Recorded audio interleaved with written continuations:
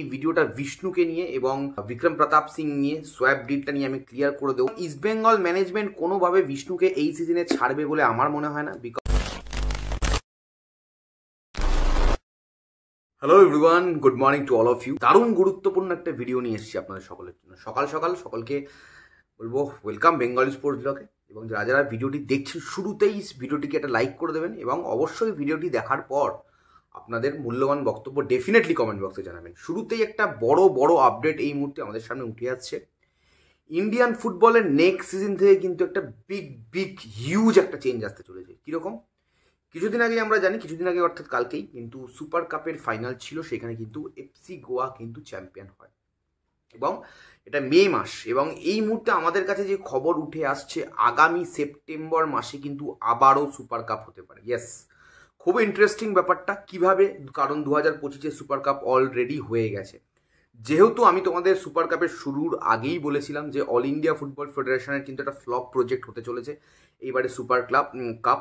যদিও এফসির কম্পিটিশনে কোয়ালিফিকেশনের সুযোগ রয়েছে বলে ক্লাবগুলো পার্টিসিপেট করেছে, না হলে এই সময় কিন্তু এই ওয়েদারে যেভাবে টুর্নামেন্টটা হয়েছে তোমরা দেখতেই পেয়েছো, প্রায় ফাঁকা মাঠে যেভাবে টুর্নামেন্টটা হয়েছে। ইস্ট বেঙ্গল উঠতে পারেনি, মোহনবাগানও তাদের ফুল টিম খেলায়নি এবং বাকি টিমগুলো সেইভাবে যাই বলো খেলার মান আর কি সেই অর্থে সেই জায়গায় যায়নি কখনোই। তো সেই জন্য তারা তাদের টুর্নামেন্টটাকে নেক্সট সিজনে কিন্তু কি করতে চাইছে, একদম সিজনের শুরুতেই আনতে চাইছে এবং তারা রিপ্লেস করতে চাইছে অল ইন্ডিয়া ফুটবল ফেডারেশন। তাদের নিজেদের টুর্নামেন্টটাকে তারা সিজনের শুরুতে ওপেনারে নিয়ে আসতে চাইছে এবং ডুরান্ড কাপ, যেটা দিয়ে বেশ শেষ কিছু মরশুম ভারতীয় ফুটবলের মরশুম শুরু হয়, সেই ডুরান্ড কাপকে কিন্তু তারা at the end of the সিজনে পাঠিয়ে দিতে চাইছে, নিজেদের টুর্নামেন্টটাকে সামনে নিয়ে আসতে চাইছে। দেখো, এইটার কিছু পজিটিভ এবং নেগেটিভ জিনিস হতে পারে বলে আমি ছোট্ট করে বলে দেবো, বাট অবশ্যই এই ভিডিওটা বিষ্ণুকে নিয়ে এবং বিক্রম প্রতাপ সিং নিয়ে সোয়াব ডিলটা নিয়ে আমি ক্লিয়ার করে দেবো। এর আগে একবার লাইভে বলেছিলাম, তাও যারা মিস করে গেছো তাদের জন্য আমি আবারও বলে দেবো তোমাদেরকে এই ডিলটা নিয়ে। এবং সব থেকে যেটা ইম্পর্টেন্ট ব্যাপার, যেটা তোমাদেরকে আমার মনে হয়, যেটা এর আগে একটা রিউমার শোনা গেছিল, ওয়াইল্ডেস্ট রিউমার, এর থেকে আর বাজে রিউমার কিছু হতে পারে বলে আমার মনে হয় না, যে এফএ কাপের মতো যেরকম ইংল্যান্ডে এফএ কাপ হয় সেই প্রসেসটাকে ফলো করে সারা সিজন ধরে সুপার কাপ হবে। তো সেইটা করার মতো আমার মনে হয় না capacity financially, mentally, planning wise কোনো জায়গাতেই অল ইন্ডিয়া ফুটবল ফেডারেশন আছে।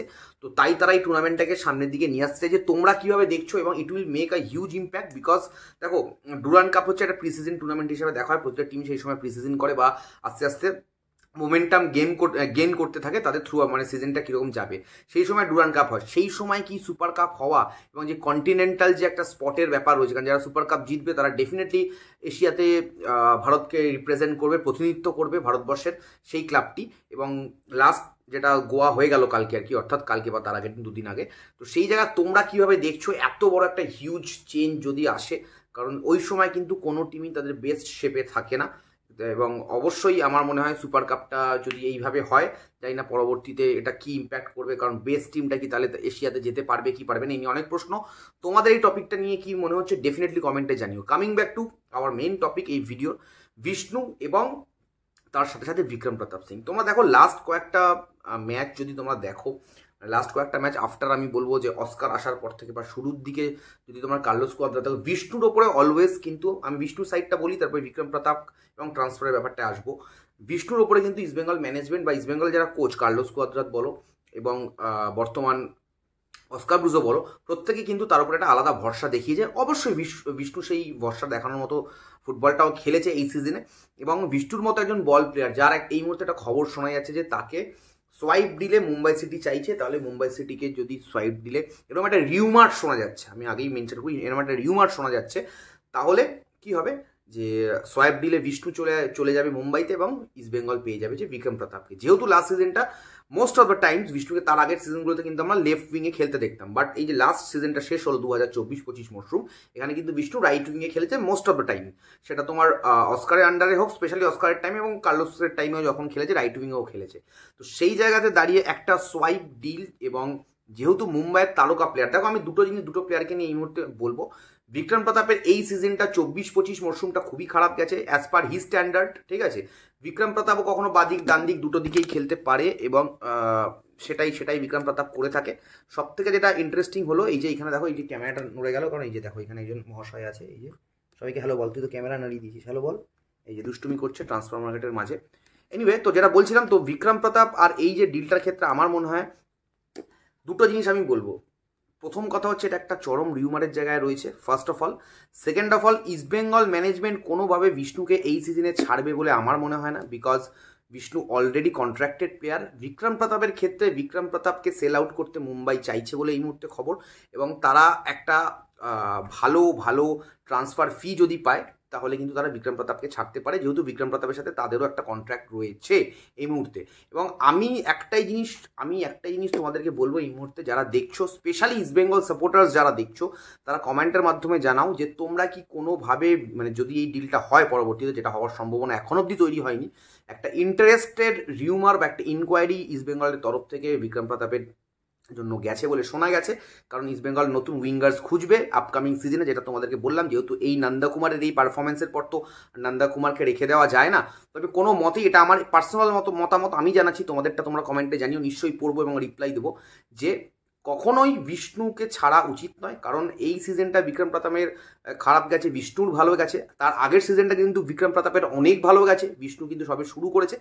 অবশ্যই আমি বিক্রম প্রতাপ আর বিষ্ণু হিসেবে আমি চাইবো, যেহেতু ইস্টবেঙ্গল সেট আপে already Vishnu is established and একটা ফ্যান ফেভারিট বলে ব্যাপার রয়েছে, ইয়াং প্লেয়ারদের মধ্যে বিষ্ণু এই মুহূর্তে ইস্টবেঙ্গল সমর্থকদের আমি বলবো নয়নের মণি। তো সেই জায়গাতে সমর্থকদের সেন্টিমেন্টের একটা ব্যাপার রয়েছে। সেই সব কিছুকে মাথায় রেখে আমার মনে হয় কোনোভাবেই এই সিজনে আমরা এই সোয়াপ ডিলটা দেখতে পাবো বলে মনে হয় না। তবে ডেফিনেটলি এখানে অবশ্যই বিক্রম প্রতাপ, বিপিন সিং এর ইস্টবেঙ্গলের উইঙ্গার্স দরকার। কারণ লাস্ট সিজনে তোমরা যদি দেখে থাকো, নন্দকুমার ওয়াজ হরেবল। নন্দকুমারের জঘন্য পারফরমেন্সের দিকে আর নতুন করে আমার কিচ্ছু বলার নেই তোমাদেরকে। এখানে একজনকে দেখতে পাচ্ছ প্রচণ্ড দুষ্টুমি করছে, ভিডিও বানাতে দিচ্ছে না আমাকে। এনিওয়ে, তো আমার যেটা বলার ছিল, ডেফিনেটলি আমি আমার বক্তব্য ক্লিয়ারলি তোমাদের সামনে বললাম। এই ডিলটা, যেটা বিক্রম প্রতাপ আর ইস্টবেঙ্গলের ডিলটা, এটাকে কিন্তু আমি এর আগে লাইভে এসেছিলাম যখন কালকে, তখন আমি বলেছি এটাকে কিন্তু আমি একটা রিউমার স্টেজেই আপাতত রাখবো বিক্রম প্রতাপ আর ইস্টবেঙ্গলের ডিলটার ক্ষেত্রে। এবং এটার যে সোয়াপ ডিল, আমার মনে হয় কোনোভাবেই সোয়াপ ডিল হওয়ার চান্স নেই। অনেকেই কনসার্ন হয়ে পড়েছে, অনেকেই চিন্তিত হয়ে পড়েছে।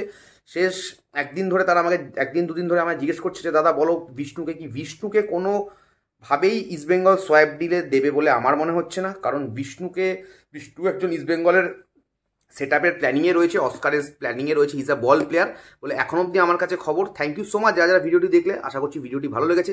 চ্যানেলটাকে সাবস্ক্রাইব করো, বন্ধু বান্ধবদের শেয়ার করো। এখনের মতো সকলকে টাটা।